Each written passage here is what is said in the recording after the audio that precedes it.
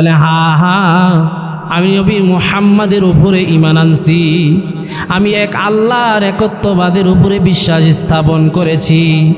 হযরত বেলালকে শাস্তি দেওয়ার জন্য উমাইয়া ইবনে খালব তৈরি হয়ে গেলেন। পরামর্শ করলেন কি করা যায়।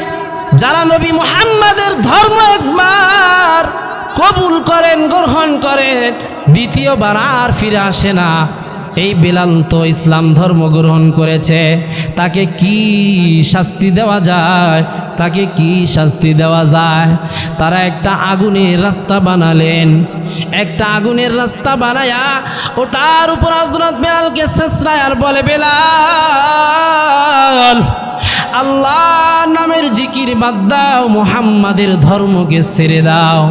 হযরতে বেলাল আহাদ আহাদ বলতেছেন জোরে জোরে। হযরত আবু বকর সেখান দিয়ে যাইতেছিলেন। হযরত আবু বকর বেলালকে বললেন, ভাই বেলাল তুমি আল্লাহর নামটা আস্তে আস্তে জপো। যদি আল্লাহর নামটা আস্তে আস্তে বলো, হতে পারে তুমি কম জপার কারণে, কম বলার কারণে তোমার শাস্তি কমে যাবে।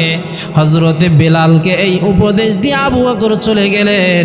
যখন আবু বকর পুনরায় ফিরে আসতেছিলেন, আবু বকর দেখতেছেন হযরতে বেলাল আরো জোরে জোরে বলতেছেন, কুল হুয়াল্লাহু আহাদ, আল্লাহ তাআলা এক, তার কোনো শরীক নাই, তার কোনো শরীক নাই। হযরত বেলালকে রাগান্বিত হয়ে আবু বকর বললেন, এই বেলাল তোমাকে বলেছিলাম তুমি আস্তে আস্তে আল্লাহর নাম জপো, তুমি এই শাস্তি থেকে মওকুফ পাইবা। হযরত বেলাল আবু বকরকে বললেন, আবু বকর আপনি রাগ করবেন না, আমার আল্লাহ তাআলার রহমত এই শাস্তির থেকে অনেক বেশি। আল্লাহর শাস্তি থেকে আমার আল্লাহর রহমত অনেক বেশি। আমি আস্তে আস্তে আল্লাহর নাম জপতে পারবো না। তাদের ইমানের আলো ছিল কেমন, আমাদের ইমানের আলো কেমন হয়েছেন। সম্মানিত উপস্থিতি, এখন আমরা কোনো জায়গাতেই কিনা নিরাপদ নয়।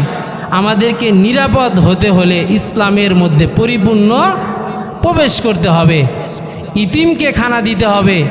আমার আপনার রসুল ইতিম ছিলেন, আমার আপনার পয়গম্বর ইতিম ছিলেন। ইতিম ছিলেন কিনা?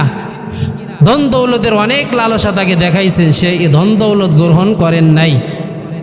কাফেরদেরকে ইসলামের দাওয়াত মৃত্যু পর্যন্ত দিয়েছেন, ইসলামের কাজ মৃত্যু পর্যন্ত করেছেন। আর উম্মতকে এই শিক্ষা দিয়ে গেছেন, উম্মত তোমরা মৃত্যু পর্যন্ত দ্বীনের উপরে অটল অবিচল থাকবা এবং অন্যকে দ্বীনের উপরে চলার জন্য সাহায্য সহযোগিতা করবা।